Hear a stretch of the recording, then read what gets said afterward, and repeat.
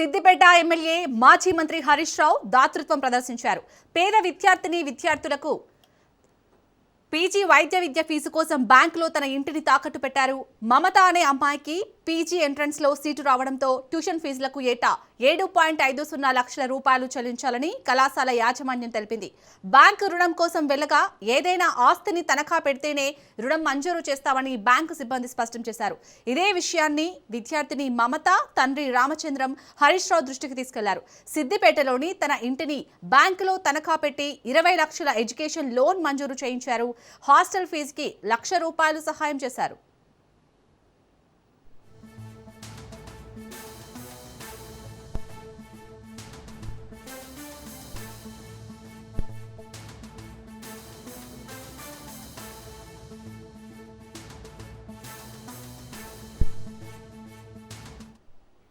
Siddipet MLA మాజీ మంత్రి హరీష్ రావు తన దాతృత్వం ప్రదర్శించారు.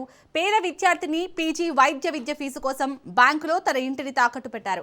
మమత అనే అమ్మాయికి పీజీ ఎంట్రన్స్ లో సీటు రావడంతో ట్యూషన్ ఫీజులకు ఏటా 7,50,000 రూపాయలు చెల్లించాలని కళాశాల యాజమాన్యం తెలిపింది. బ్యాంకు రుణం కోసం వెళ్ళగా ఏదైనా ఆస్తిని తనఖా పెడితేనే రుణం మంజూరు చేస్తామని బ్యాంకు సిబ్బంది స్పష్టం చేశారు. ఇదే విషయాన్ని విద్యార్థిని మమత తండ్రి రామచంద్రం హరీష్ రావు దృష్టికి తీసుకెళ్లారు. సిద్దిపేటలోని తన ఇంటిని బ్యాంకులో తనఖా పెట్టి 20 లక్షల ఎడ్యుకేషన్ లోన్ మంజూరు చేయించారు. హాస్టల్ ఫీజుకి ₹1,00,000 సహాయం చేశారు.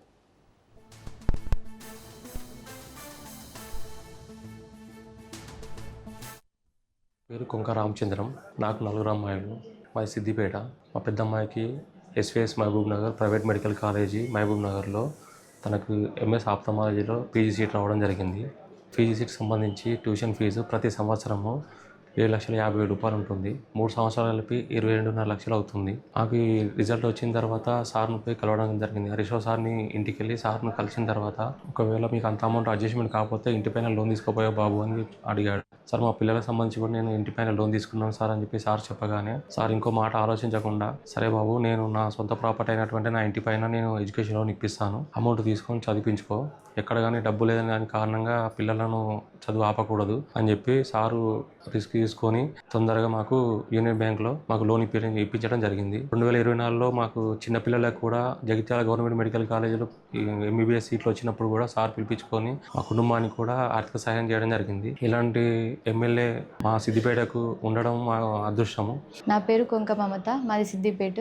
నాకు ఎస్విఎస్ మెడికల్ కాలేజ్లో మహబూబ్ నగర్లో ఎంఎస్ ఆఫ్థాల్మాలజీ సీట్ వచ్చింది. దానికి సంవత్సరానికి 7.5 లక్షలు చొప్పున 3 సంవత్సరాలకి 22.5 లక్షలు అవుతుంది.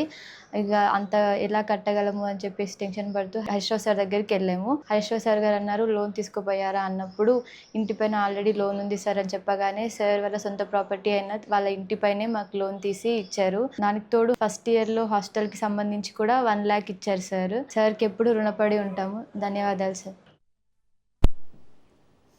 రైట్. ఇక మాజీ మంత్రి హరీష్ రావు అయితే తన దాతృత్వాన్ని చాటుకున్నారు. ఎప్పుడు పేద విద్యార్థుల కోసం ఆలోచించి పేద విద్యార్థులకు అండగా ఉంటారన్న హరీష్ రావు అయితే మొత్తానికి పేద విద్యార్థిని వైద్య విద్య ఫీజు కోసం అయితే తన సొంత ఇంటిని తాకట్టు పెట్టారు. దీనికి సంబంధించి పూర్తి డీటెయిల్స్ మా ప్రతినిధి రాజు అందిస్తారు. రాజు, అందరూ కూడా హరీష్ రావు పేద విద్యార్థులకు అండగా ఉంటారు అంటే ఎప్పుడు కూడా పేదవాళ్ళ కోసం ఆలోచిస్తారు అని అయితే ఒక టాక్ ఉంది. సో ఇప్పుడు కూడా తన సొంత ఇంటిని తాకట్టు పెట్టి మరి వైద్య విద్యార్థి ఫీజు కోసం అయితే బ్యాంకులో ఖాతా పెట్టారు. సో దీనికి సంబంధించి పూర్తి డీటెయిల్స్ ఏంటి?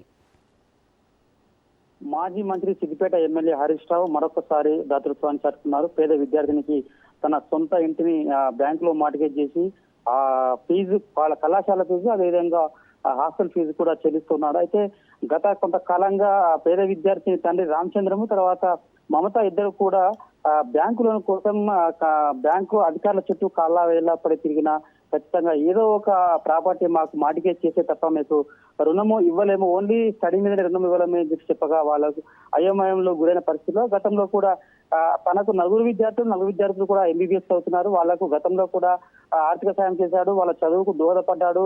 వాళ్ళ పూర్తి చదువులు కూడా చిన్నప్పటి నుంచి హరీష్ రావు దగ్గర నుంచి చూస్తున్న పరిస్థితి కనిపిస్తుంది. అయితే ఈ రోజు కూడా మమత అనే అమ్మాయికి పీజీ సీట్ రావడంతో తనకు ప్రతి ఏటా 7,50,000 రూపాయల కళాశాల ఫీజు అదేవిధంగా హాస్టల్ ఫీజు ₹1,00,000 చెల్లించాల్సి ఉండగా దానికోసం బ్యాంకు చుట్టూ తిరుగుతున్న సందర్భంలో బ్యాంకు వాళ్ళు కనికరం చూపకపోవడంతో బ్యాంకు వాళ్ళు ఏదో ఒక ప్రాపర్టీని మార్గేజ్ చేయాలని చెప్పి చెప్పగా అదే విషయమై తనకు ప్రాపర్టీ లేక ఏం చేయాలని చెప్పి తోచని పరిస్థితుల్లో వారు మళ్ళీ హరీష్ రావును ఆశ్రయించగా వారు నేనున్నా మీకు భరోసా అని చెప్పి చెప్తూ రాత్రికి రాత్రి తన ఇంటిని తనఖా పెట్టి వారికి ఆ కళాశాల ఫీజు నిమిత్తం 20 లక్షల లోన్ తీసి వాళ్ళకి ఇవ్వడం జరిగింది. అదేవిధంగా అప్పులు చేయొద్దు అని చెప్పి మరొక ₹1,00,000 హాస్టల్ ఫీజు కూడా చెల్లించడం జరిగింది.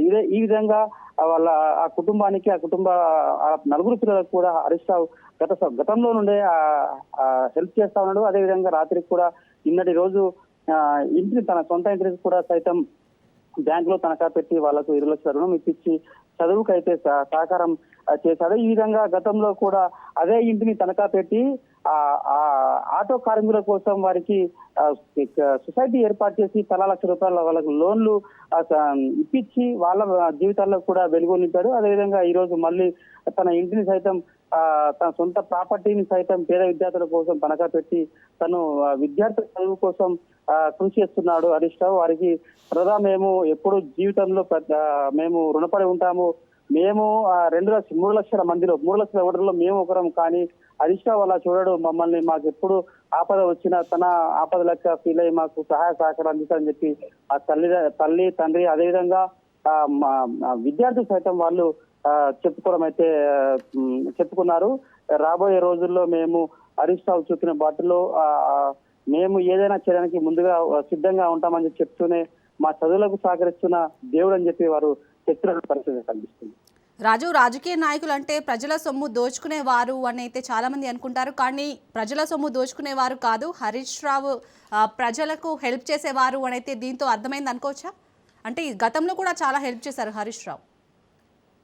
అవును, అయితే కాన్స్టిట్యున్సీలో తన ఓటర్లుగా చూడకపోవడమే తనకు గతంలో నుండి కూడా అంత పెద్ద మెజార్టీ రావడం అయితే మనం చూస్తున్నాము. కానీ ఇటువంటి చదువుల విషయంలో కావచ్చు, సొసైటీకి ఉపయోగపడే విషయాల్లో కావచ్చు, ఎట్టి పరిస్థితుల్లో హరీష్ రావు తన మాట ఒక మార్క్ చూపిస్తాడు. వాళ్ళందరికీ కూడా సహాయ సహకారాలు అందించే ప్రయత్నమే చేస్తాడు. అదేవిధంగా ఇప్పటికే తన కాన్స్టిట్యున్సీలో ఉన్నటువంటి అనేక పాఠశాలలో అటు డిజిటల్ స్క్రీన్స్ కానీ, తర్వాత కంప్యూటర్ ల్యాబ్స్ కానీ, తర్వాత మెరుగైన ల్యాబ్స్ కానీ అందించడంలో ముందుంటాడు. అనేక CSR ఫండ్ తెచ్చి విద్యార్థులకు అనేక విధాలుగా వాళ్ళు చదువుకోవడానికి ముందుంటాడు. అభివృద్ధి పథంలో కూడా అటు విద్యా వైద్య రంగం మెయిన్ గా ఆయన దృష్టిలో తీసుకొని దానిలో ముందుండి విద్యార్థులకు అనేక రకాలుగా సహాయ సహకారాలు అందించే విధంగా ముందుంటాడు. ఇట్లా చెప్తూ పోతే తను పేద విద్యార్థుల కోసం కావచ్చు, తర్వాత విద్య విషయంలో కావచ్చు, వైద్యం విషయంలో కావచ్చు, ప్రజలకు ఉపయోగపడే ఏ విషయమైనా ముందుండి సహాయ సహకారం చేస్తాడు. తన సొంత ఆస్తిని కూడా తనఖా పెట్టే పరిస్థితి వచ్చిందంటే తాను ఎంత దాతృత్వాన్ని చాటుతాడని చెప్పి ఈ విషయంలో మనము చూడొచ్చు. ఈ విధంగా ఆయన రాజకీయ నాయకుల్లో ఉండడు. కాన్స్టిట్యున్సీకి వస్తే మాత్రం తన ప్రజలు, తన ఇల్లు, తన సమాజము, తన కాన్స్టిట్యున్సీ లాగానే చూసుకొని వీరందరికీ కూడా ఏదో ఒక రకంగా సహాయ సహకారాలు అందిస్తూనే ఉంటారు. రైట్, థ్యాంక్ యూ రాజు. నా పేరు కొంక మమత, మాది సిద్దిపేట. నాకు SVS మెడికల్ కాలేజ్లో మహబూబ్ నగర్లో MS ఆఫ్థల్మాలజీ సీట్ వచ్చింది.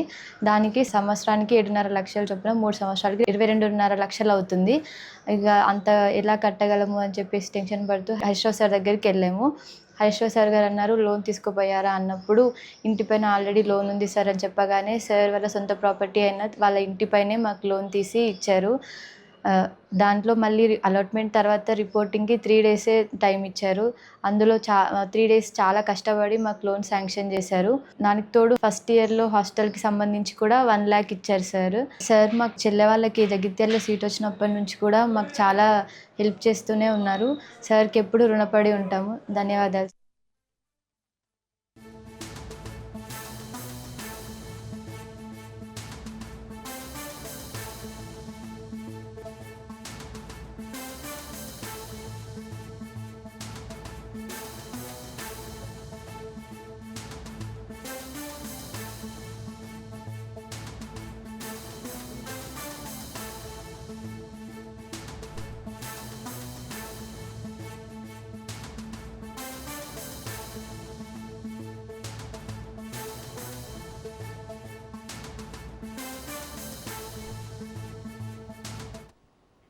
వనపర్తి జిల్లాలో ఎమ్మెల్యే మెగారెడ్డి వర్సెస్ చిన్నారెడ్డిగా మారింది. చిన్నారెడ్డిపై మేఘారెడ్డి సంచలన ఆరోపణలు చేశారు.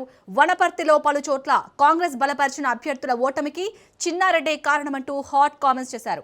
ఎమ్మెల్యే మేఘారెడ్డి చిన్నారెడ్డి సహకారంతోనే బీఆర్ఎస్ గెలిచిందని, 40 ఏళ్లు పార్టీ కోసం పనిచేసిన కాంగ్రెస్ అభ్యర్థులను ఓడించడానికి మనసు ఎలా వచ్చిందని నిలదీశారు. ఎమ్మెల్యేగా పోటీ చేసినప్పుడు తనపై కూడా కుట్రలు పన్నారని ఆగ్రహం వ్యక్తం చేశారు. 2023 మేము కాంగ్రెస్ పార్టీ మీద అప్పుడు వనపర్తి నియోజకవర్గం ఎమ్మెల్యే గెలిచినప్పుడు ఓన్లీ గ్రామ పంచాయతీ ఎలక్షన్ల వరకు మేము బలపరిచిన అభ్యర్థులు, కాంగ్రెస్ పార్టీకి బలపరిచిన అభ్యర్థులకు 92,407 ఓట్లు మాకు వచ్చినాయి. ఈ 85 గ్రామ పంచాయతీలో బీఆర్ఎస్ పార్టీకి 59,788 బీఆర్ఎస్ లకు వచ్చినాయి. కాంగ్రెస్ పార్టీ దాదాపు 32,619 ఓట్లు మాకు ఎక్కువ వచ్చినాయి. దాన్ని మేము పర్సెంటేజ్లో తీస్తే 35.9% మాకు ఎక్కువ వచ్చినాయి వాళ్ళకంటే ఓట్లు. చాలా గ్రామాలలో లాస్ట్ ఎంత దిగజారిందంటే వాళ్ళు మా అభ్యర్థులకు, మేము గెలిచిన అభ్యర్థులకు బీఆర్ఎస్ వాళ్ళు కండవాలు కప్పి సంతోషపడి రాక్షసానందం మూడుతున్నారు. దానికి కొంతమంది ఇంకా చాలా విలేజ్లు ఉన్నాయి. సో ఆ పేరు నేను చెప్పదలుచుకోలే. కానీ ఇన్ని రోజులు దాదాపు స్వాతంత్రం వచ్చినప్పటి నుంచి వనపర్తి ప్రజలు కాంగ్రెస్ జెండా మోసి చేయి గుర్తు మీద ఓట్లు వేసారు. ఒకవేళ నేను చెప్పే ఆ పెద్ద నాయకులు ఎదురు వచ్చే శత్రువు ఎట్లాగో మేము ఫేస్ చేస్తాం బీఆర్ఎస్ పార్టీ. వెనుక నుంచి మేము చాలా పెద్ద మనసులో, మేము చాలా సీనియర్ అనుకునే నాయకులకు నేను ఒక సలహా ఇస్తున్నా. నేనేమి ఇవన్నీ ఏఐసిసికి, పిఈసిసికి మా కాంగ్రెస్ పార్టీ సిద్ధాంతాల ప్రకారం నేను కంప్లైంట్ చేస్తున్నా, అన్ని ప్రూఫ్స్తో సహా. వాళ్ళకి నేను ఏం చెప్తున్నంటే, ఒకవేళ మేఘారెడ్డి మీద బీఫామ్ వచ్చి కాంగ్రెస్ పార్టీ గెలిస్తే మేఘారెడ్డి మీద కోపం ఉంటే చేయాల్సింది చేసారు. మళ్ళీ మల్లురావు గారికి పార్లమెంట్ వచ్చినప్పుడు కోపం ఉంటే చేయాల్సింది చేసారు. ఇప్పుడు ఆ వనపర్తి ప్రజలు, నేను నవంబర్ 30 తారీఖు నాడు పోలింగ్ అయింది. డిసెంబర్ 3 రోజు మేము గెలిచినాం. రాజీవ్ చౌక్లో నేను చెప్పినట్లు నా మాట ప్రకారం నేను ఆ రోజు వరకు నేను అదే స్టాండ్ మీద కాంగ్రెస్ పార్టీ జెండా మోసిన వాళ్ళకే, వార్డు మెంబర్లకు, సర్పంచ్లకు, మిగతాలకు అందరికీ ఆ కుర్చీలో కూర్చోబెడతాను చెప్పినాం. అదే స్టాండ్ మీద నేనున్నా. కానీ ఇప్పుడు నేను చెప్పే కొంతమంది పెద్ద మనుషులు ఇప్పుడు వాళ్ళు చేసిన రాక్షసానందం, వాళ్ళు ఆలోచన విధానం, దానికి వనపర్తి ప్రజలు, వనపర్తి మేధావులు ఆలోచన చేయాలి. ఇవన్నీ వనపర్తి ప్రజలందరూ గమనిస్తున్నారు. రాబోయే రోజులలో ఈ వనపర్తి ప్రజలు ఏం తీర్పిచ్చినా దానికి స్టాండ్ అయి ఉంటాం. రైట్, ఇటు వనపర్తి జిల్లాలో అయితే చిన్నారెడ్డిపై మేఘారెడ్డి సంచలన ఆరోపణలు చేశారు. ఈ ఆరోపణలకు సంబంధించి పూర్తి డీటెయిల్స్ మా మహబూబ్ నగర్ ప్రతినిధి సాగర్ అందిస్తారు. సాగర్, అసలు ఈ ఆరోపణలు చేయడానికి కారణం ఏంటి? దీనికి సంబంధించి అప్డేట్స్ ఏంటి? రైతు వనపర్తి జిల్లా కేంద్రంలోని ఎమ్మెల్యే నివాసంలో అయితే ఎమ్మెల్యే తుడి మేఘారెడ్డి అయితే మీడియా సమావేశం నిర్వహించారు.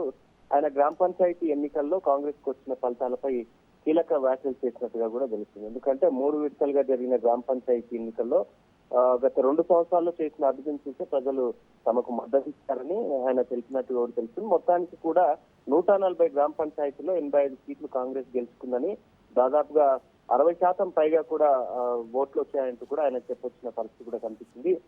బీఆర్ఎస్ కు 51 గ్రామ పంచాయతీ సీట్లు మాత్రమే వచ్చాయని కూడా ఆయన చెప్పుకొచ్చినట్టుగా కూడా తెలుస్తుంది. మొత్తానికి అయితే కూడా నియోజకవర్గంలో కావాలనే దాదాపుగా 15 గ్రామాల్లో కాంగ్రెస్ కు బీఆర్ఎస్ అభ్యర్థులకు మద్దతు ఇచ్చారని సీనియర్ నేత అయిన చిన్నారెడ్డిపై ఎమ్మెల్యే ఒకసారిగా ఆరోపణ చేసినట్టుగా కూడా తెలుస్తుంది. బీఫామ్ తనకు రావడంతో గతంలో ఎమ్మెల్యే పోటీ చేస్తున్నప్పుడు కూడా వీరిద్దరికి మధ్య కూడా బీఫామ్ విషయంలో చాలా వరకు వివాదాలు జరిగాయి. ముందుగా చిన్నారెడ్డికి బీఫామ్ వచ్చింది, దాని తర్వాత హైకమాండ్ తిరిగి మేఘారెడ్డికి బీఫామ్ ఇచ్చింది. అప్పుడు కూడా బీఫామ్ తనకు రావడంతో పూర్తిగా వ్యక్తిగత కక్ష పెట్టుకున్నాడంటూ కూడా పార్టీని దెబ్బతీసేలా వ్యవహరిస్తున్నాడంటూ కూడా చిన్నారెడ్డిపై మేఘారెడ్డి అయితే ఆరోపణ చేస్తున్నట్టుగా కూడా తెలుస్తుంది. మొత్తానికి అయితే తనపై కోపం ఉంటే తనతోనే తెలుసుకోవాలంటూ కూడా కాంగ్రెస్ అభ్యర్థులను ఓడించేందుకు పనిచేయడం పార్టీ శాసనానికి పూర్తిగా విరుద్ధం అంటూ కూడా ఆయన చెప్పుకొచ్చిన పరిస్థితి. మొత్తానికి అయితే కూడా గతంలో కూడా ఇటు చిన్నారెడ్డి వర్సెస్ మేఘారెడ్డి ఎన్నో గెలిచి గత 2 సంవత్సరాల నుంచి గెలిచినప్పటి నుంచి కూడా వీరిద్దరి మధ్య కూడా మాటల యుద్ధం నడుస్తూనే ఉంది, ప్రోటోకాల్ వివాదాలు కూడా నడుస్తూనే ఉన్నాయి. ఈ రోజు కూడా తెరపైకి మళ్ళీ ఈ గ్రామ పంచాయతీ ఎన్నికలను పెట్టుకొని దాదాపుగా 51 గ్రామ పంచాయతీల్లో దాదాపుగా ఓడిపోవడానికి కారణమయ్యాడు చిన్నారెడ్డి అంటూ కూడా ఆయన మేఘారెడ్డి ఆరోపణ చేసినట్టుగా కూడా తెలుస్తుంది. Right, thank you Sagar.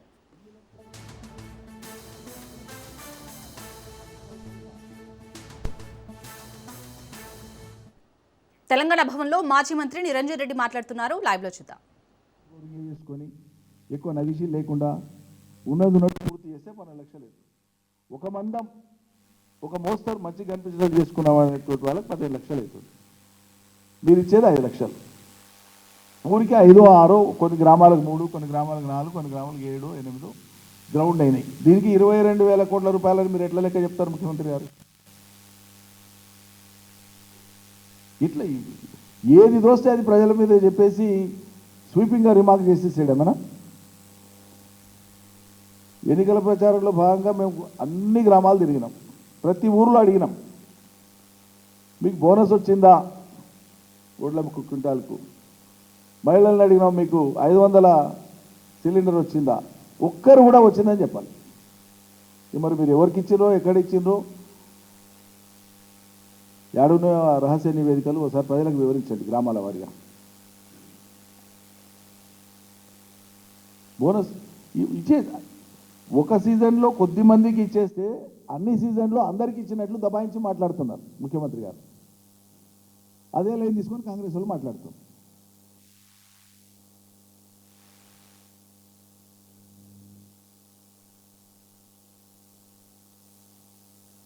నికర జలాలను సాధించలే, ఏ జలాలను సాధించలే పాలమూరు రంగారెడ్డికి అని మాట్లాడుతూ రేపు మా కేసీఆర్ స్వయంగా వచ్చే ఆ విషయాలు చెప్తారు. ఏం సాధించింది, ఏం సాధించలేదు బీఆర్ఎస్. పాలమూరు బిడ్డ అని చెప్పి 2 ఏళ్ళు వెళ్ళి 3వ సంవత్సరం పడుతుంది. ఇవాళటి వరకు పాలమూరు రంగారెడ్డి మీద సమీక్ష చేసిన గతి లేదు. నేను ఇదివరకే చెప్పిన, భీమాకు కేటాయించిన నికర జలాలు 20 టీఎంసీలోకి వెళ్ళి 5 టీఎంసీలను కొడంగల్ నారాయణపేట లిఫ్ట్ పేరు మీద పెట్టుకొని మళ్ళీ ఇవాళ భీమా కింద 20 టీఎంసీల కోసం వ్యవసాయం స్థిరపడి సాగుపడి నడుస్తున్నటువంటి దానికి ఆడ 5 టీఎంసీల గండి పెట్టి ఆడ వాళ్ళకి తక్కువ చేసి పాలమూరు రంగాన్ని బంద్ పెట్టి కొడంగల్ నారాయణపేటకు నేను ఇస్తున్నాను ఊరిస్తే అది నమ్మశక్యంగా ఉంటుంది. 32,000 కోట్ల రూపాయల వర్క్స్ జరిగినాయి పాలమూరు రంగారెడ్డిలో. ఎన్నోసార్లు చెప్పినాం. ఇప్పటికీ 5 రిజర్వాయర్లు అయిపోయినాయి, 4 పంపింగ్ స్టేషన్లు అయిపోయినాయి, ready to launch.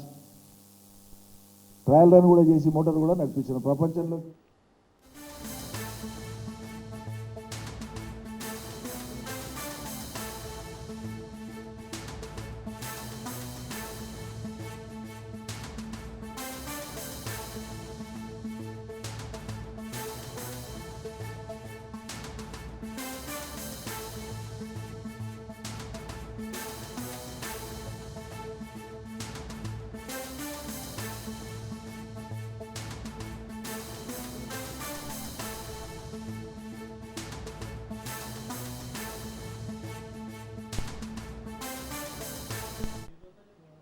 Breaking news చూస్తున్నాం. వరంగల్ జిల్లా వర్ధన్నపేట ఎమ్మెల్యే నాగరాజుకు నిరసన సెగ తగిలింది.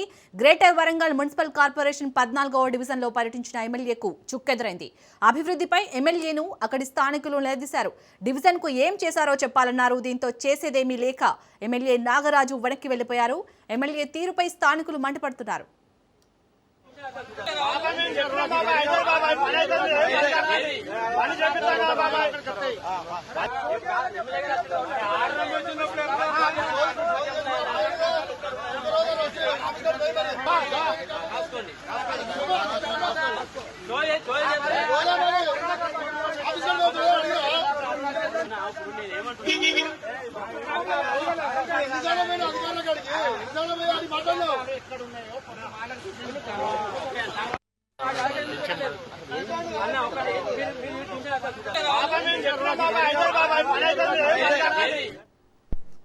వరంగల్ జిల్లా వర్ధన్నపేట ఎమ్మెల్యే నాగరాజుకు నిరసన సెగ తగిలింది.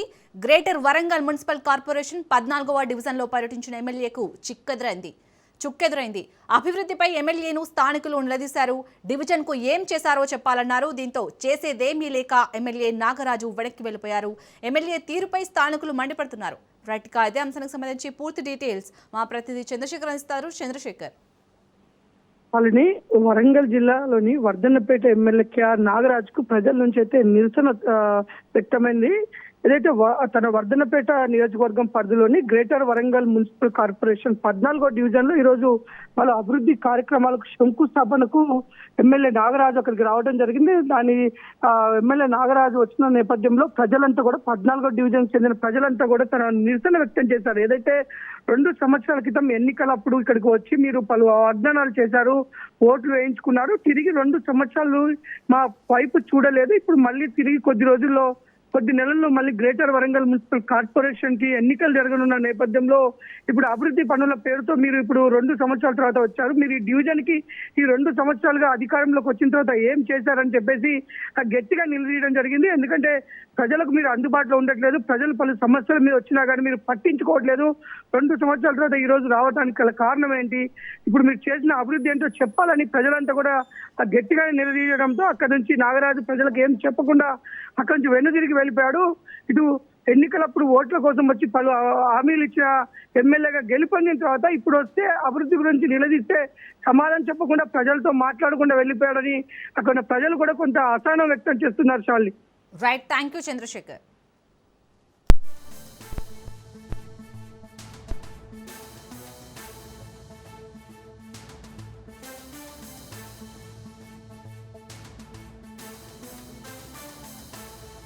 తిరుమల పరకామణి కేసులో హైకోర్టు కీలక ఆదేశాలు జారీ చేసింది. కానుకల లెక్కింపు ప్రక్రియను సమూలంగా ప్రక్షాళించాలని హైకోర్టు తెలిపింది. దొంగతనాలను అరికట్టేందుకు 2 దశలలో సంస్కరణలు చేపట్టాలని ఆదేశించింది.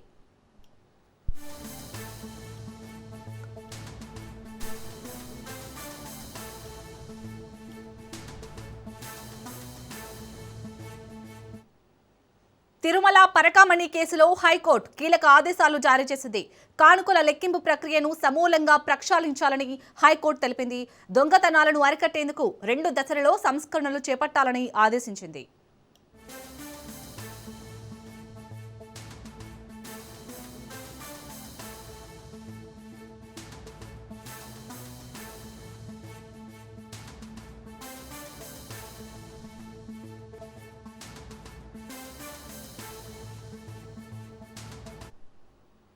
సికింద్రాబాద్ కంటోన్మెంట్లోని 3వ వార్డులో తిరు తుల్కంతమ్మన్ ఆలయానికి వచ్చే భక్తులు స్థానికుల కోసం బోర్ను ఏర్పాటు చేశారు.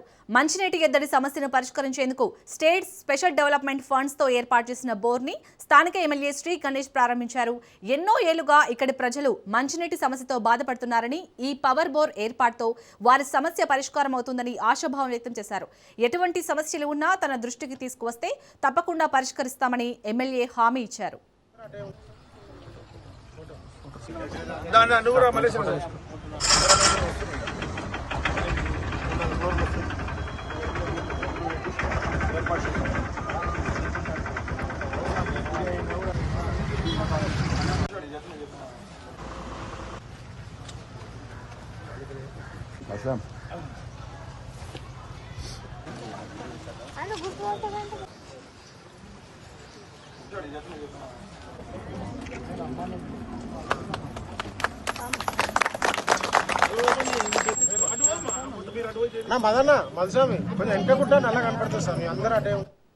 భద్రాద్రి కొత్తగూడెం జిల్లా ఇల్లందు మండలంలో బీఆర్ఎస్ నాయకుడు నీలం రాజశేఖర్ పై కాంగ్రెస్ నేతలు దాడికి పాల్పడ్డారు. దాడి చేస్తున్న వారిని అడ్డుకునే ప్రయత్నం చేసిన మరో 2పై కూడా కాంగ్రెస్ కార్యకర్తలు దాడికి పాల్పడ్డారు. కాంగ్రెస్ కు చెందిన మాజీ ఎంపీటీసీ రాము కార్యకర్తలు పాత కక్షల దృష్టిలో పెట్టుకుని తనపై దాడికి పాల్పడ్డారని ఇల్లందు పోలీసులకు ఫిర్యాదు చేశాడు బాధితుడు. కాంగ్రెస్ కార్యకర్తల నుంచి తనకు ప్రాణహాని ఉందని, వారిపై చట్టపరమైన చర్యలు తీసుకోవాలని బాధితుడు పోలీసులను కోరాడు.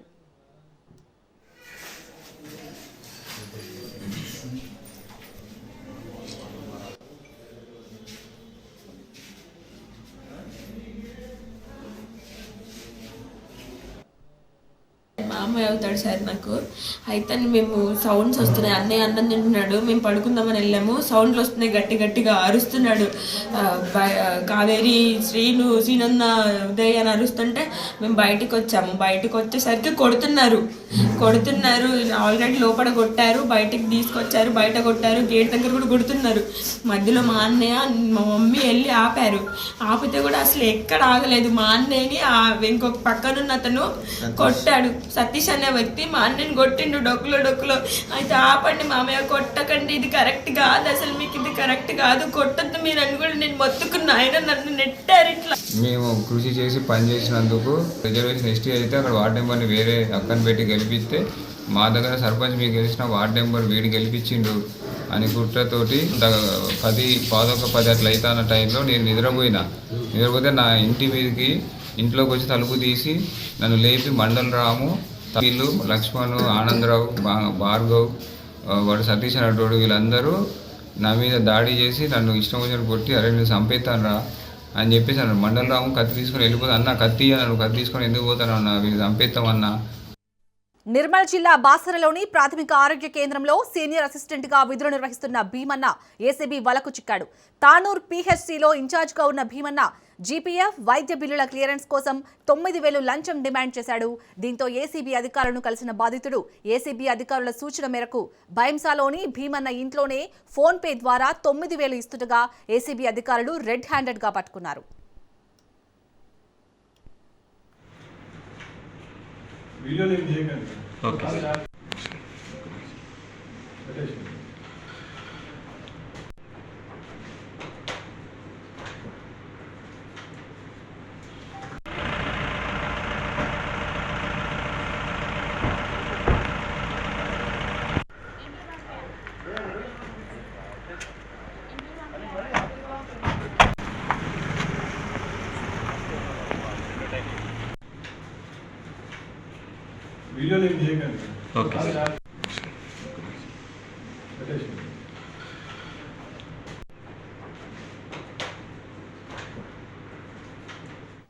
కారుణ్య నియామకం, పెన్షన్ సెటిల్మెంట్ విషయంలో లంచం తీసుకున్న బీసీ వెల్ఫేర్ డిప్యూటీ డైరెక్టర్ లల్లీని ఏసీబీ అధికారులు రెడ్ హ్యాండెడ్గా పట్టుకున్నారు. కాకినాడ జిల్లా బీసీ వెల్ఫేర్ డిప్యూటీ డైరెక్టర్గా పనిచేస్తున్న లల్లీ కాట్రేనికోన మండలం అడవిపేటకు చెందిన చక్రవర్తి నుంచి 40,000 లంచం తీసుకుంటుండగా ఏసీబీ అధికారులు పట్టుకున్నారు. ఆమెతో పాటు మధ్యవర్తిత్వం వహించిన అసిస్టెంట్ సూర్యశివ ప్రసాద్, మాజీ ఉద్యోగి సత్యనారాయణను పట్టుకుని కేసు నమోదు చేశారు.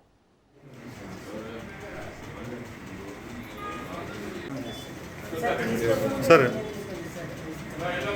చిన్న స్మాల్ వీడియో